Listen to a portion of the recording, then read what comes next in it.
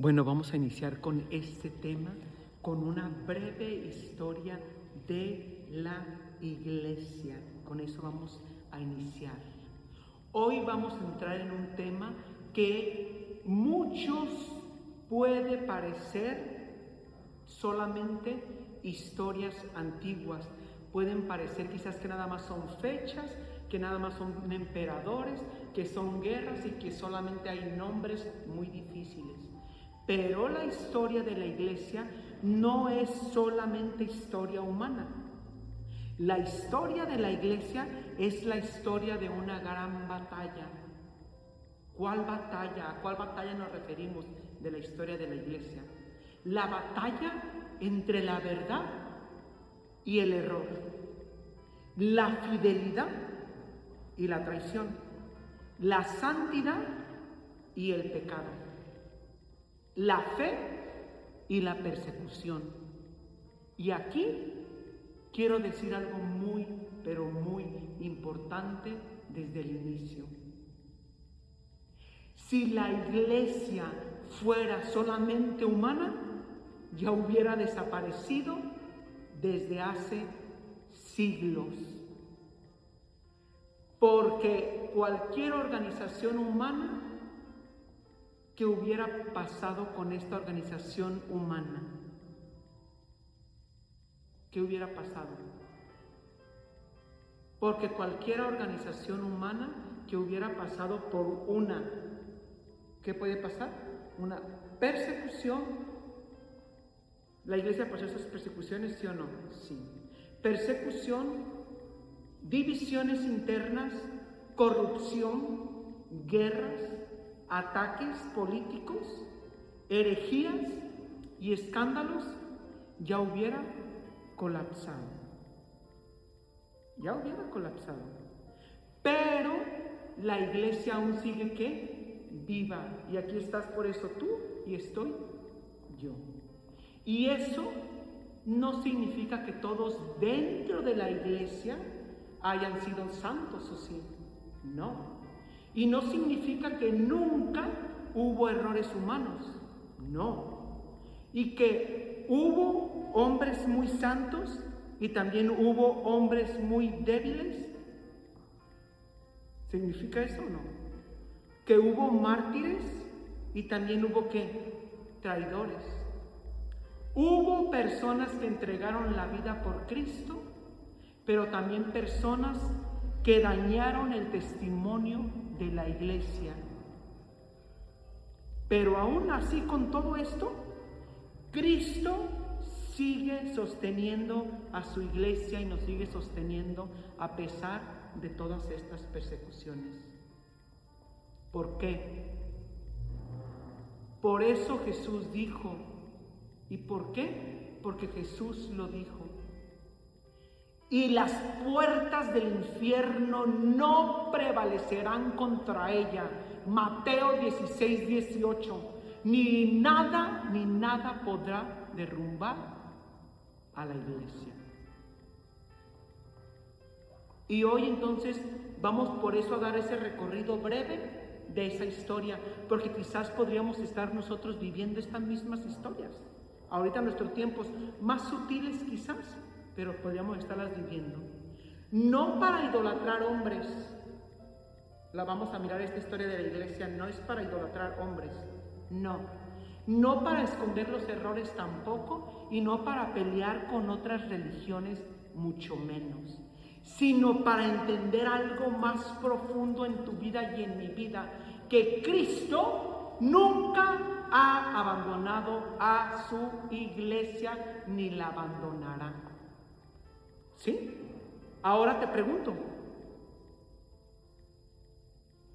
hazte esta pregunta antes de que vayamos comenzando y pregúntate, ¿qué creen ustedes que destruiría más rápido? Una organización humana, ¿qué es lo que destruiría más rápido a una organización humana? O cuando está movida solamente por un humano y no se deja guiar y dirigir por el Espíritu Santo, por Dios, por Cristo, para que esto vaya dando un fruto. Entonces, una organización humana, ¿qué es con lo que pasa esta organización humana? Rápido se puede, ¿qué?, destruir cuando entra una persecución, cuando dejamos que entre la corrupción, o ya entró la corrupción en estas organizaciones humanas, ¿sí? Las divisiones, las guerras internas y la traición interna y externa, pero siempre las traiciones siempre van a venir internamente casi. Siempre nos vamos a destruir internamente. Ahora, escucha esto bien. La iglesia pasó también por todo esto y aún la iglesia aún sigue viva, porque es Cristo quien sostiene a su iglesia por medio del Espíritu Santo. Cristo fundó la iglesia. La iglesia católica no comenzó con Constantino, no comenzó ahí. Y no comenzó en Roma y no comenzó en la Edad Media. La iglesia comienza con Jesucristo. Y esto, hermano y hermana, esto es importante porque mucha gente piensa, ¿qué es lo que piensa? Que la iglesia la inventaron los hombres y la iglesia no la inventó ningún hombre.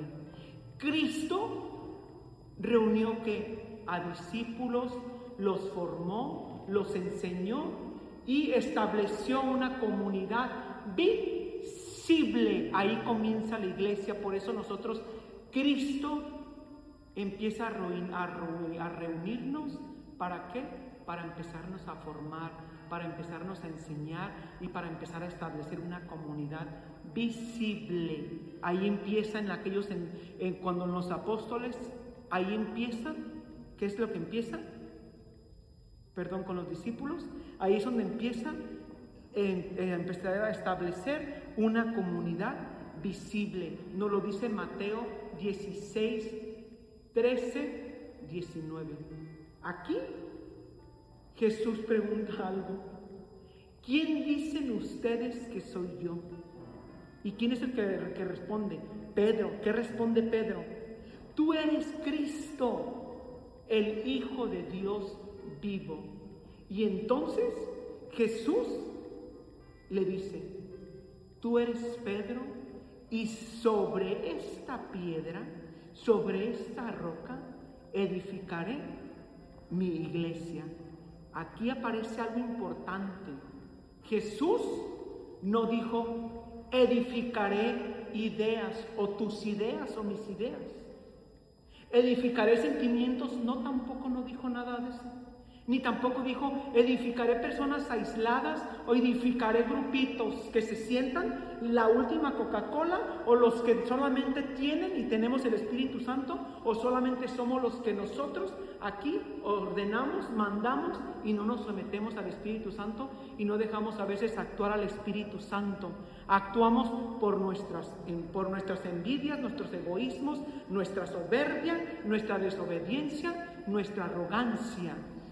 Entonces, no dijo que venía a edificar personas aisladas, ni grupos aislados. Dijo mi iglesia. Mi iglesia, que nos quede muy claro esto. Dijo que venía su iglesia, mi iglesia. La palabra iglesia entonces viene del griego eclesia. ¿Qué significa? La asamblea convocada por Dios. Somos tú y yo convocados por Dios, no somos convocados por los hombres. Somos convocados por el Espíritu Santo. Algo importante que entonces nosotros tenemos que entender y que comprender, que la iglesia comenzó grande o comenzó pequeña. La iglesia comenzó muy pequeña, ¿sí? No había templos grandes como el que estamos ahorita aquí apreciando cómodamente, sentados, disfrutando la presencia del Espíritu Santo, la presencia de Dios. No había templos grandes, ¿sí? No había poder político cuando inició. No había riquezas y no había influencias sociales y yo agregaría, no había favoritismos tampoco. Comenzó con hombres muy, pero muy sencillos. ¿Cuáles eran esos hombres? ¿Cómo empezó la iglesia? Con unos hombres ¿qué? Sencillos. ¿Cuáles eran? ¿O qué eran? ¿O qué hacían? Eran pescadores, ¿sí? Eran personas muy comunes como tú y como yo, con mucho miedo, con defectos, demasiados defectos como tú y como yo, ¿sí? Y eso es muy importante. ¿Por qué es importante mirar esto, cómo comenzó? Porque Dios muchas veces comienza las cosas grandes desde lo pequeño. Nunca va a comenzarlo desde lo grande. Siempre va a empezar las cosas las va a comenzar desde lo pequeñito, como los apóstoles. Por eso es importante mirar cómo empezó a nacer nuestra iglesia, ¿sí? Pedro da una misión especial. Jesús le da esta misión especial ¿a quién? A Pedro. Pedro no era una persona perfecta. Y esto, hermanos, debemos de nosotros de metérnoslos en nuestra mente, porque da mucho equilibrio para ti, para mí, en el momento de la prueba y de la dificultad. ¿Pedro qué? Pedro era una persona impulsiva. A veces hablaba sin pensar. Se hundió caminando sobre las aguas y quiso evitar que Jesús fuera a la cruz. ¿En qué momento? Cuando Jesús le dice: apártate de mí, Satanás, porque tú piensas como los hombres y yo pienso como Dios. En ese momento. Entonces quiso evitar que Jesús fuera a la cruz. Negó 3 veces a Jesús. Imagínate esto, tú y yo, imaginémonoslo. El hombre que negó a Cristo termina siendo uno de los pilares de la iglesia. ¿Y eso qué nos enseña a mí y a ti? ¿Qué nos está enseñando? Que Dios no llama a gente perfecta y preparada. Dios transforma los corazones en el proceso. Eso me tiene que dar esperanza y te tiene que dar esperanza para ti, para mí. Ahí empieza. Y entonces empezamos a mirar, viene Pentecostés. Pentecostés, el nacimiento ¿de qué? El nacimiento de la iglesia públicamente en Hechos capítulo 2. Aquí ocurre algo muy impresionante. Antes de Pentecostés estaban ellos ¿qué? Escondidos. Tenían miedo. Jesús había ¿qué? ¿Por qué tenían miedo y por qué estaban escondidos? Porque Jesús había muerto. Había persecución y había incertidumbre en ellos. Pero ¿quién llega y les empieza a quitar todo esto? Llega el Espíritu Santo, y cuando llegó el Espíritu Santo en Pentecostés, todo cambió. Todo. Pedro, que antes tenía miedo, ahora predica públicamente. Miles se empiezan a convertir. ¿Cuántos son esos miles? 1,000, 2,000, 3,000 se empiezan a convertir con la prédica de Pedro. Y aquí entonces ya nace públicamente la iglesia de Cristo. Entonces, la iglesia no nació por estrategia humana, hermana, no nació por una estrategia humana. Nació por la acción del Espíritu Santo, y eso debemos de repetírnoslo todo el tiempo. Siempre estar invocando esta presencia de Espíritu Santo, tú y yo. Que siempre estén haciendo en nosotros esta acción del Espíritu Santo y estarlo repitiendo constantemente, porque a veces creemos que la iglesia se sostiene solamente por una organización humana, y no es así. Es el Espíritu Santo que sostiene a la iglesia. La iglesia se vuelve solamente institución vacía si no dejamos actuar al Espíritu Santo. Las primeras comunidades. En Hechos capítulo 2, versículo 42 nos dice, en la palabra de Dios, que perseveraban. ¿Cómo perseveraban las primeras comunidades? Ellos perseveraban muy bien. ¿Cómo? En la enseñanza de los apóstoles perseveraban. Perseveraban en la comunión, perseveraban en la fracción del pan y perseveraban en la oración. Aquí tiene una aplicación muy fuerte para hoy en tu vida y en mi vida. Muchos de nosotros queremos espiritualidad sin tener un compromiso. Fe sin una obediencia. Una fe cómoda, una fe en nada más cuando yo quiero o lo que yo quiero. Una fe sin obediencia. Oración sin una comunidad. Solamente individual, un egocentrismo total. Y las primeras comunidades no vivían eso. Cristo, sí, pero sin una iglesia. Muchos queremos vivir así.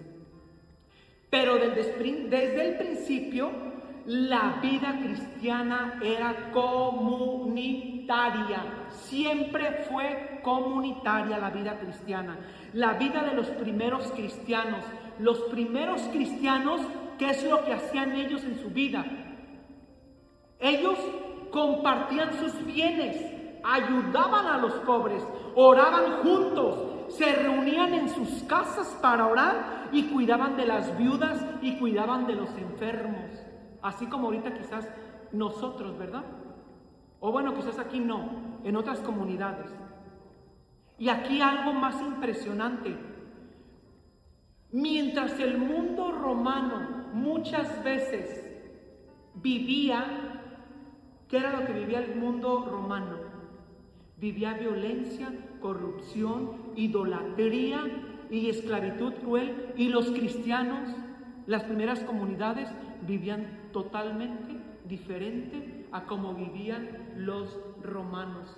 Los cristianos entonces comenzaron a vivir totalmente, ¿qué? Distintos. Por eso muchos se sorprendían y decían, miren cómo se aman. Y mi pregunta ahora es, ¿así nos mira la gente de afuera cómo nos amamos? ¿O estamos como los romanos?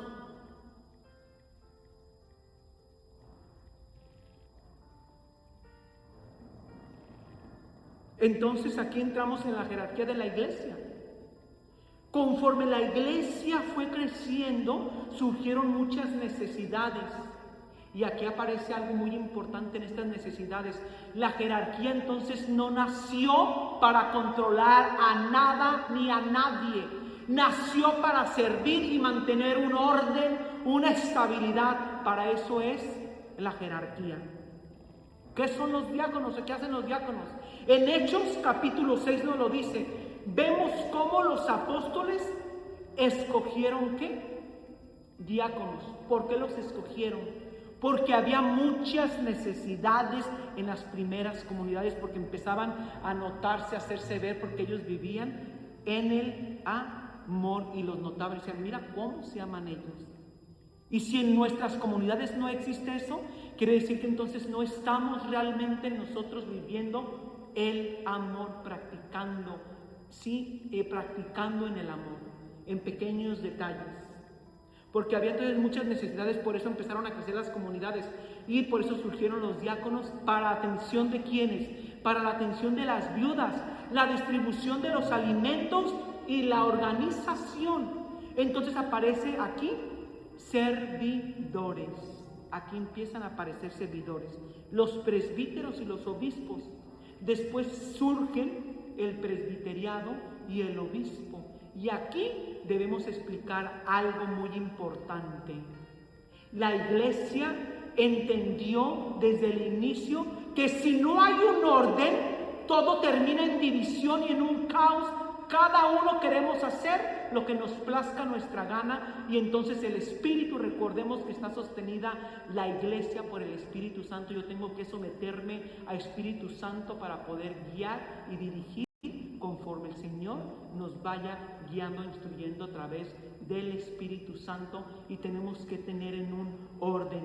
Si no, todo esto termina en un caos, en una división, y esto sigue siendo cierto a hoy en nuestras vidas, a hoy en nuestro presente, en nuestras comunidades, hasta nuestras propias mismas casas.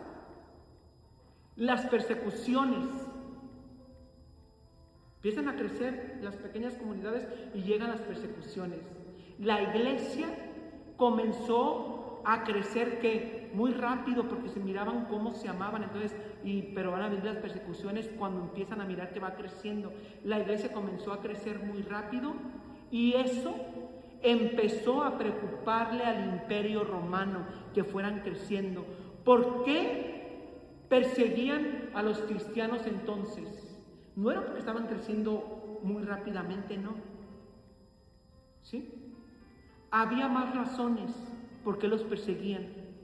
Porque los romanos veían más a los cristianos. ¿Qué es lo que miraban en los cristianos?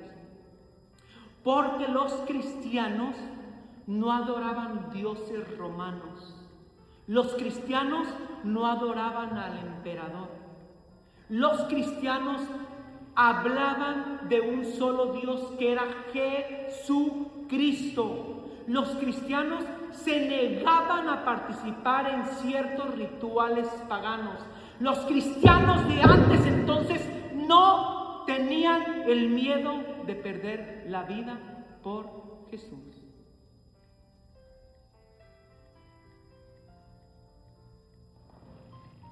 Y ahí a Roma entonces lo veía eso como una amenaza política, porque los cristianos eran firmes, a pesar cómo los traían en estas persecuciones. Y Roma entonces ahí veía eso como una ¿qué? Amenaza política.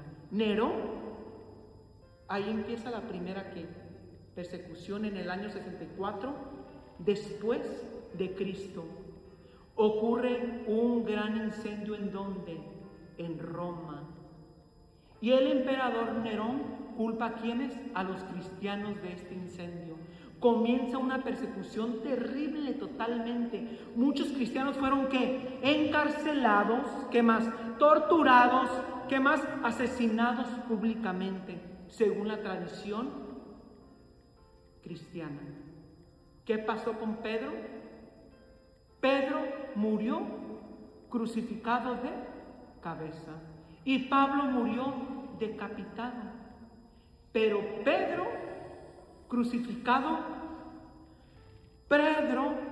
crucificado, imagínense aquí lo hermosísimo. La tradición dice que Pedro pidió ser crucificado de cabeza, porque no consideraba digno de morir igual que Cristo. Imagínate eso tan hermoso. El hombre que una vez tuvo miedo, ahora entrega su vida por Jesús. Esto, hermanos, es transformación verdadera de un verdadero cristiano, no payasos de los que podemos estar viviendo ahorita. Ese es una verdadera transformación de un verdadero cristiano. No un mazapán como ahorita nosotros nos desboronamos así fácilmente como cristianos. Pablo había que perseguido cristianos, pero después de esconderse y de encontrarse con Cristo, entregó ¿qué? Su vida al Evangelio. Nunca se escondió Pablo. Después de encontrarse con Cristo, entregó toda su vida al Evangelio. El hombre que no lo conoció en persona y se entregó totalmente por el Evangelio.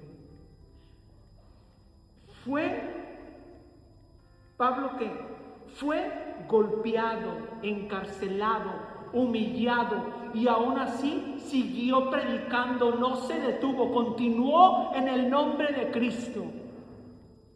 Y tú y yo en veces ya nos hicieron una mala cara, nos hicieron un gesto y ya nosotros ya no queremos continuar. Los primeros cristianos no morían por una mentira inventada, como ahorita podríamos estar viviendo eso.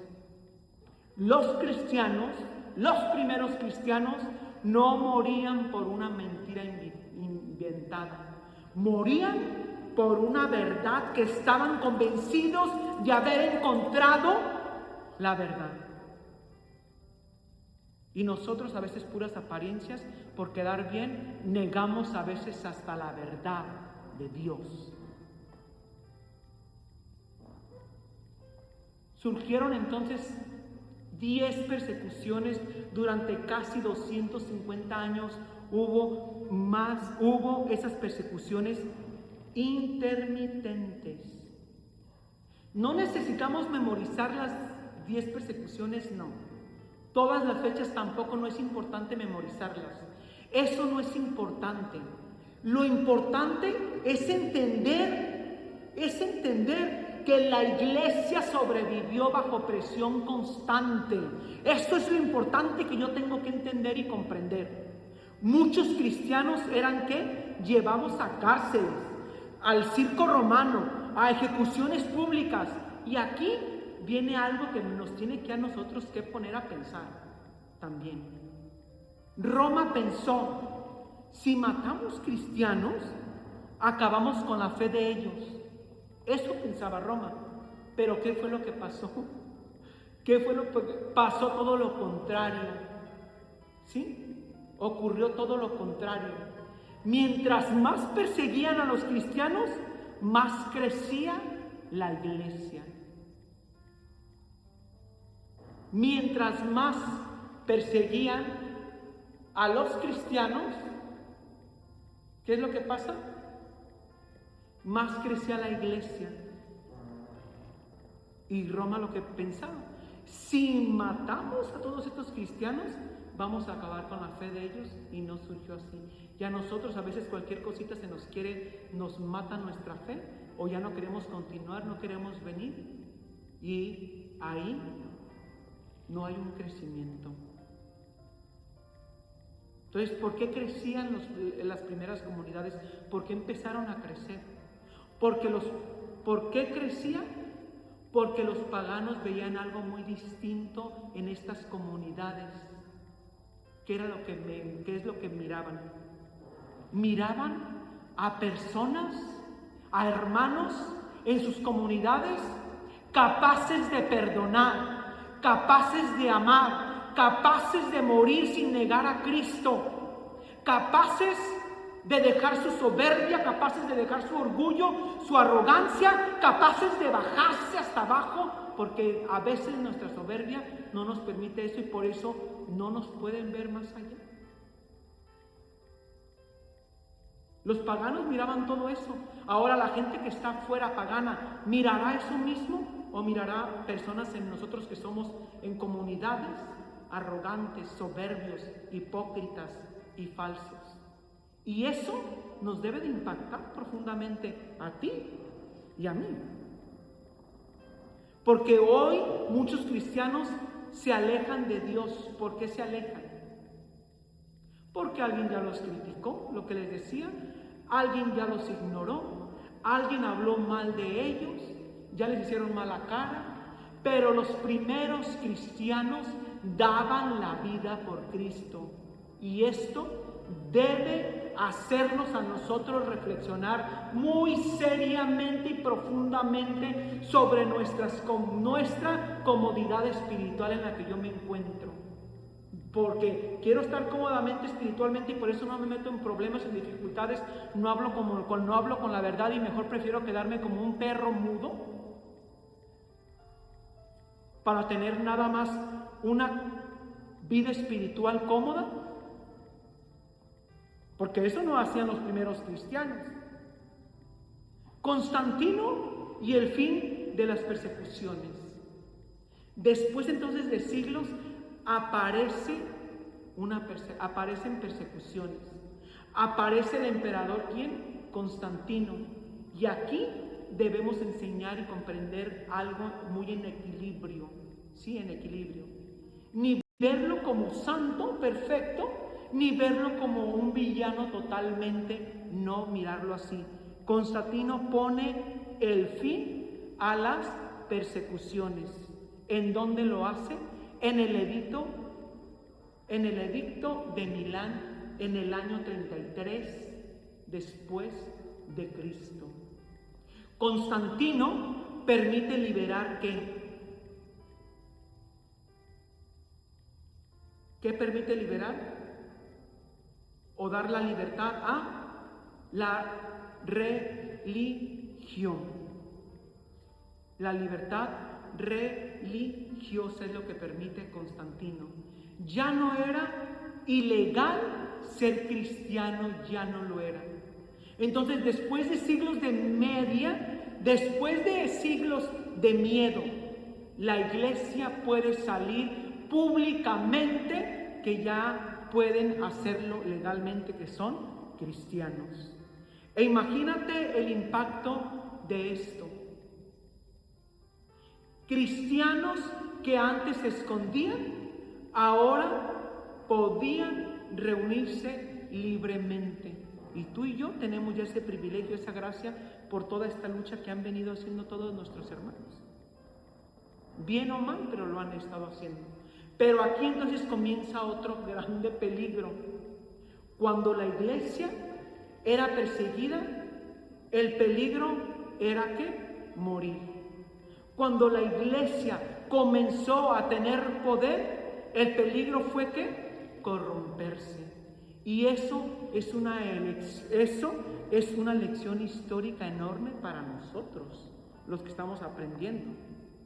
Porque el poder puede destruir espiritualmente si no hay una humildad. Yo puedo tener poder, pero yo tengo que tener humildad. ¿Sí? No eres de que porque yo soy muy importante, que porque yo soy una persona que influente y que eso, entonces yo porque como tengo poder, no me voy a bajar a la humildad. Y dice el Señor, que es lo que dice en su palabra, el que quiera ser el primero, que se haga el esclavo de los demás en humildad. Pero ahorita entonces, ahorita queremos elevarnos ya, como yo soy el jefe de jefes, entonces todo mundo, esto y aquello. Si eres el jefe de jefes, bájate en humildad para que glorifiques al Señor. Porque el poder puede destruir espiritualmente la obra del Señor si no hay humildad. ¿Cierto? Y ahora aquí entraríamos en las herejías y el concilio de Nicea. Cuando terminaron las grandes persecuciones, muchos pensaron, ¿qué es lo que pensaron muchos? Ahora sí ya la iglesia tendrá paz, mucha paz. Pero apareció otro problema. Ya solamente entonces ya no solamente eran ataques externos, ahora comenzaron los ataques internos. Y esos ataques vinieron por medio de las herejías. Entonces, ¿qué es una herejía? Una herejía no es simplemente equivocarte, es negar una verdad esencial de la fe cristiana. Eso es una herejía. Y aquí debemos entender algo importante. Las herejías casi siempre nacen porque alguien toma una parte de la verdad. ¿Y cuál es la verdad absoluta? La palabra de Dios. La otra puede nacer, pero rechaza otra parte de la misma verdad. Por eso son muy peligrosas, porque a veces parecen lógicas, pero muy atractivas, y no son la verdad. Puede ser una verdad a medias. Arrio y los arrianos. Una de las herejías más peligrosas fue la de los arrios. Arrio era un sacerdote que enseñaba que Jesús no era verdadero Dios. Decía que Cristo había sido creado, que era inferior al Padre. Era lo que decía el arriano. Y eso era algo gravísimo, porque si Cristo no es Dios, entonces no hay salvación verdadera. Si Cristo no es Dios, no hay entonces redención plena. Y si Cristo no es Dios, no hay victoria completa sobre el pecado. Aquí entonces nos preguntamos, ¿por qué creen que era tan importante defender quién era Jesús? ¿Por qué creemos eso? ¿Por qué era importante? Porque el corazón del cristiano no es solamente una moral bonita. El corazón del cristiano es Cristo. Y si cambiamos quién es Cristo, cambiamos toda la fe. Por eso. Entonces, por eso la Iglesia convocó el primer gran concilio, el concilio de Nicea, en el año 325 después de Cristo. Aquí se reunieron obispos para defender la verdad doctrinal y declararon: Jesús es verdadero Dios y verdadero hombre. Aquí nació el credo de Nicea. De Nicea. Cuando en misa nosotros escuchamos Dios de Dios y luz de luz, eso nació en esta batalla doctrinal. Los concilios no nacieron para inventar doctrinas, nacieron para aclarar, para defender y para proteger la fe apostólica. Eso debemos dejarlo muy claro en nuestros corazones, para qué nacieron y para qué son. San Atanasio, aquí puede mencionar San Atanasio, fue uno de los grandes defensores de la divinidad de Cristo. ¿Qué sucedió con San Atanasio? Sufrió muchísimo, fue perseguido, fue exiliado varias veces, pero nunca dejó de defender la verdad. Y aquí nosotros podemos dar una amplia y fuerte enseñanza, que a veces defender la verdad trae un rechazo. A veces defender la verdad trae un rechazo, pero callar la verdad destruye más. ¿Somos verdaderamente cristianos? Hablemos con la verdad, aunque nos traiga un rechazo. Pero le tenemos miedo. Tenemos miedo a todo esto, ¿sí? Y entonces empiezan a surgir los padres de la iglesia, y ellos nos van a ir explicando la fe, las enseñanzas doctrinales, cambios y errores, y orientar espiritualmente al pueblo. San Agustín, uno de los más grandes, fue San Agustín, y aquí tiene una historia muy humana y muy poderosa. Agustín llevó una vida desordenada antes de convertirse. ¿Por qué? Buscó felicidad en placeres, ambiciones, filosofías y relaciones desordenadas. Pero, ¿qué era lo que pasaba? Seguía vacío. Hasta que tuvo un encuentro profundo con Dios y terminó siendo uno de los pensadores más importantes del cristianismo. Y terminó siendo también San Agustín. Y una de las frases hermosas de San Agustín es esta: nos hiciste, Señor, para ti, y nuestro corazón estará inquieto hasta descansar en ti. Esto, mis hermanos, nos ayuda mucho a conectarnos con nuestras heridas presentes, Porque hoy mucha gente busca llenar los vacíos con placeres, con redes sociales, con dinero, con relaciones, con vicios, con poder, con arrogancia, con falsas humildades. Y aún con todo esto, estas personas siguen ¿qué? Vacíos. San Jerónimo tradujo la Biblia al latín también, la famosa Vulgata. Gracias a eso muchísimas personas pudieron acercarse más a las Escrituras. San Ambrosio fue quien ayudó espiritualmente a San Agustín. Y aquí podemos enseñar algo muy importante para nosotros. Muchas veces Dios usa personas para acercarnos a Él, pero tenemos que ser humildes para poder permitir eso. ¿Por qué? Porque la caída de los imperios romanos cayó. Ha caído. ¿Por qué? ¿Por qué cayó? Porque había corrupción, había desorden político, había, ¿qué más? Había decadencias morales y había guerras internas y comenzaron a dividirse internamente. Muchos creen cuando cayó Roma desapareció toda la civilización, pero no fue así, porque los monasterios cristianos conservaron ¿qué? Libros, conocimiento, educación, oración y cultura. Y los monjes copiaban textos a mano. Imagínate el trabajo de los monjes,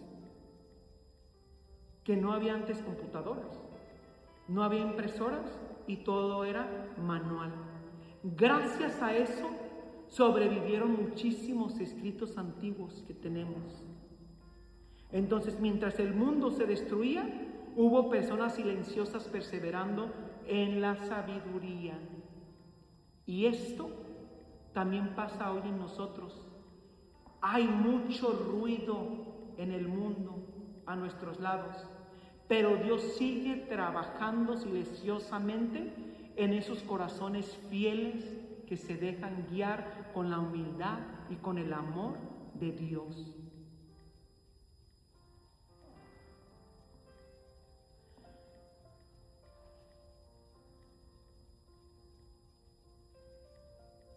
La santidad de Cristo no depende de la perfección de todos los cristianos, porque si la iglesia dependiera solamente de hombres, ya habría desaparecido en realidad.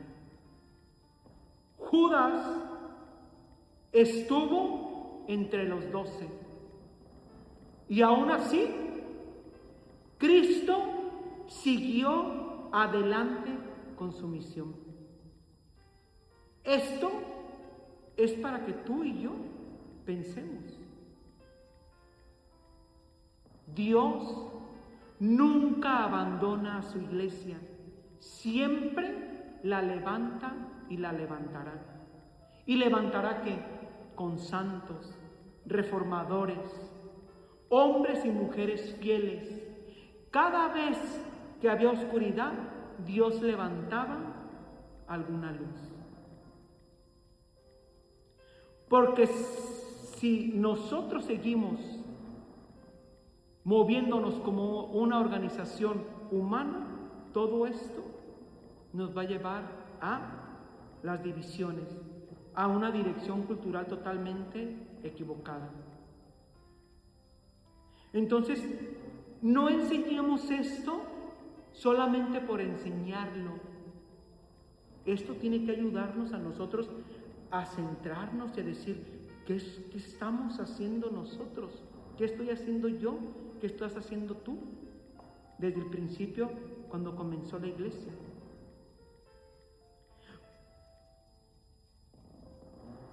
Porque Jerusalén estaba, ¿qué?